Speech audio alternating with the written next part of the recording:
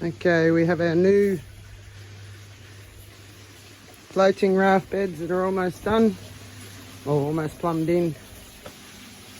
They've got to have water plumbed up to them yet, but we'll be running more of the same as we did with the insulation foam over here. As you can see, the coriander has stood back up after a stressful transplant, but it's pumping along. Spring onion's ready to go. Mint is gone crazy at the moment, but we do have a couple of insect issues, which I have some whitefly coming along later in the week. A friend of mine gave me a voucher for bugs, so we're going to give it a whirl and see how we go. Oregano over there doesn't seem to be too affected. The flat parsley is doing superbly. Seems to really thoroughly love being in the tower over there, so we're going to got some seeds planted in to go into the other side. Perennial basil has taken off, finding it very much in demand.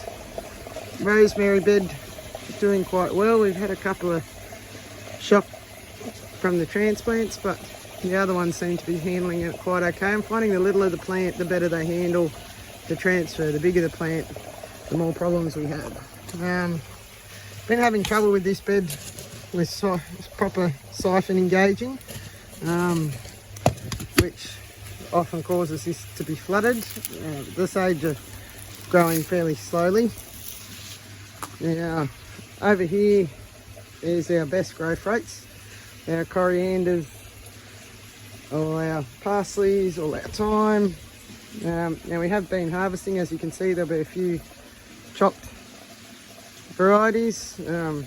We generally harvest. This was 3 days ago.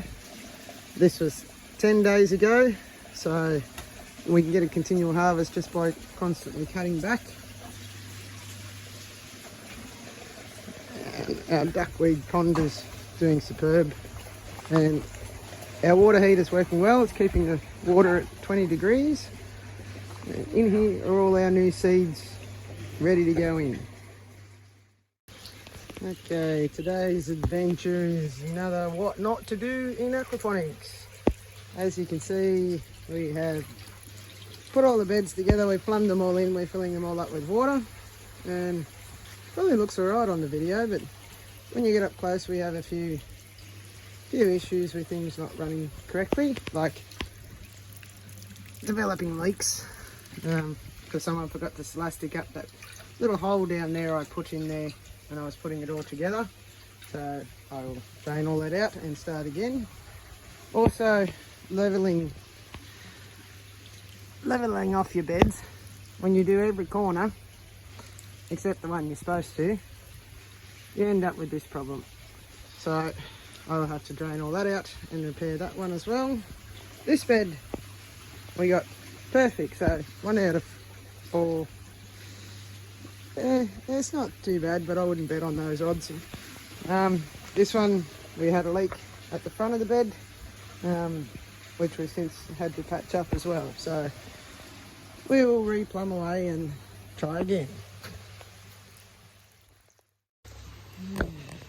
Problem number 2 is to make sure your outlet pipe, which I've just done a 25mm, is smaller than your inlet pipe. At the moment I'm having trouble with water beds overflowing because the water's not draining away quick enough. So even though now we are all level, we're going to have to upsize to either a 50mm or larger to get the water to come away quick enough. Otherwise we're going to have overflowed systems everywhere. So back to the drawing board again.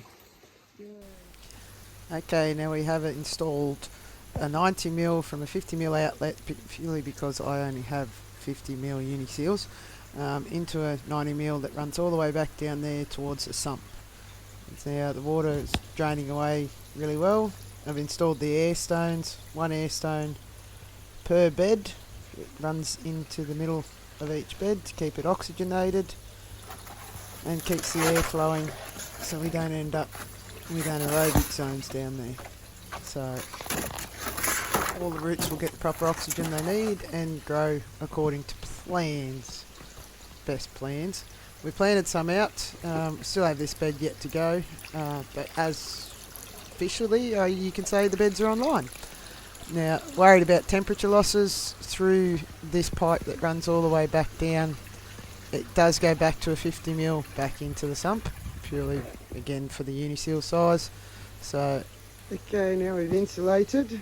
I left it uninsulated overnight and found a 5-degree drop in temperature. Now, I've insulated the beds, but the body of water should stay fairly warm on its own. I'm guessing the temperature losses because I let the fire go out, and also this long pipe going all the way back down on the ground. Now the plan is eventually to fill all this area over with pine bark, which will help insulate all the pipe work that you can see running across the ground everywhere.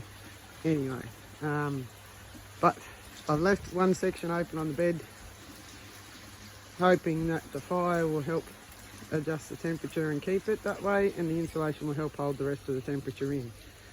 So we're all done, plan it out, and fingers crossed we're good to go.